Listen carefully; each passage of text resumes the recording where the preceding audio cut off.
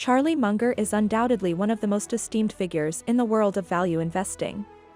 He's been Buffett's right-hand man for decades and is still the vice chairman of Berkshire Hathaway at the age of 99, but as many of you may know, he's also a very successful investor in his own right, with a net worth of $2.3 billion.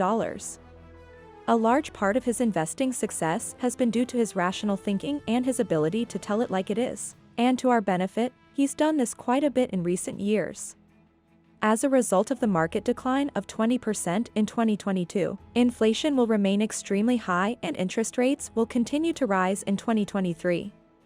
Let's examine Charlie Munger's investment advice that pertains directly to the upcoming year's investment environment.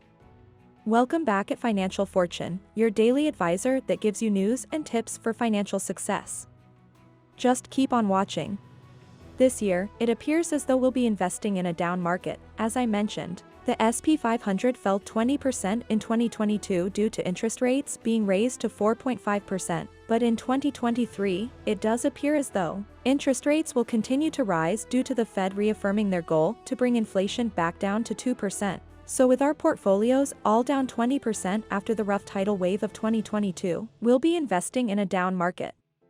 The first question is whether or not we should invest at this time. Is it worthwhile, considering there may be more difficult times ahead? Take note of Charlie's strategy.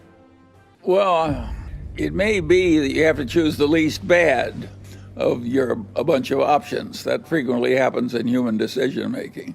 And the Mungers have Berkshire stock, Costco stock, Chinese stocks through Lilu, a little bit of Daily Journal stock, and a bunch of apartment houses. Do I think that's perfect? No.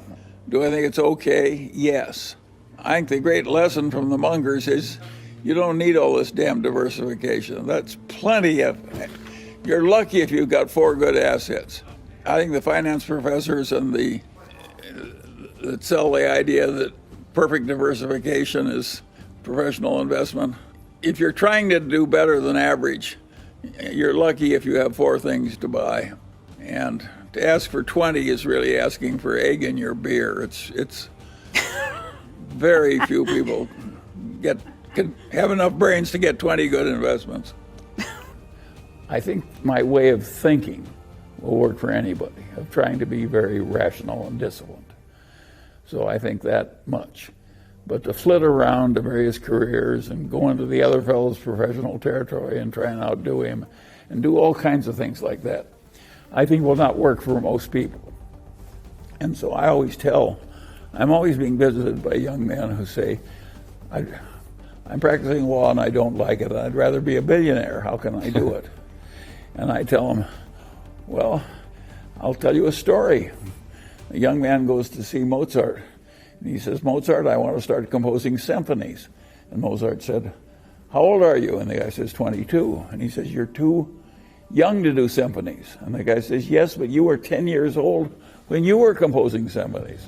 And Mozart says, yes, but I wasn't running around asking other people how to do it. Right. So I think this flitting around business is something not everybody should try. Yeah, I think if I tried it again, it might not have worked as well. You said just figure out how I may to have do been something quite and do lucky. it. Why were you were lucky? Yeah, I think I had some luck, yeah. Well, but I think there's more to it than that. I mean, where were you looking? Yes, the combination of luck and skill. That's what all good records are. Right.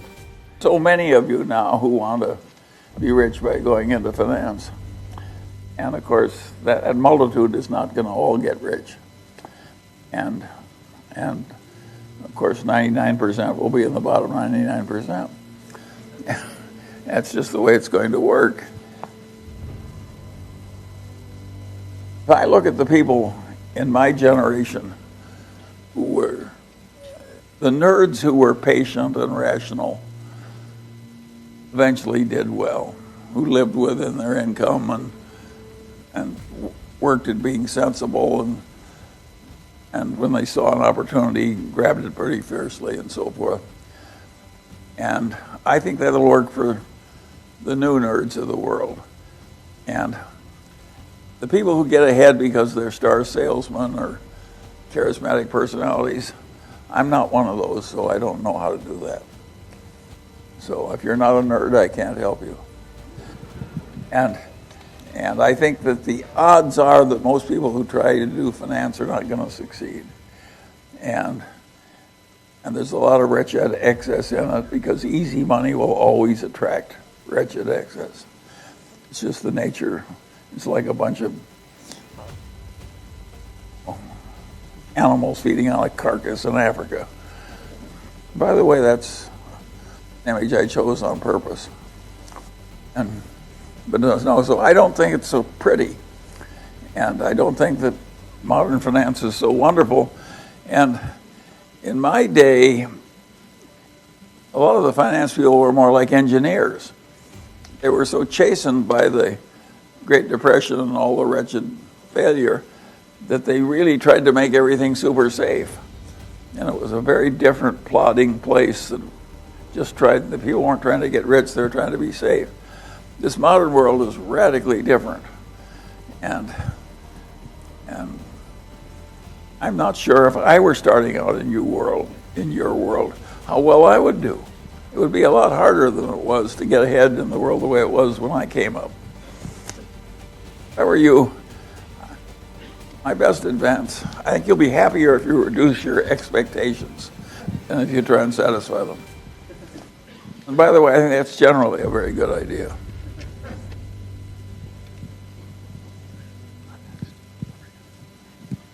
It sounds silly, but it's so obvious. You know how many of us are fairly content with pretty moderate success? That is worth knowing, because that's what most of us are going to get. The most good is a learning experience with seeds candy. It just, the power of the brand, the unending flow of ever-increasing money with no work. Sounds nice.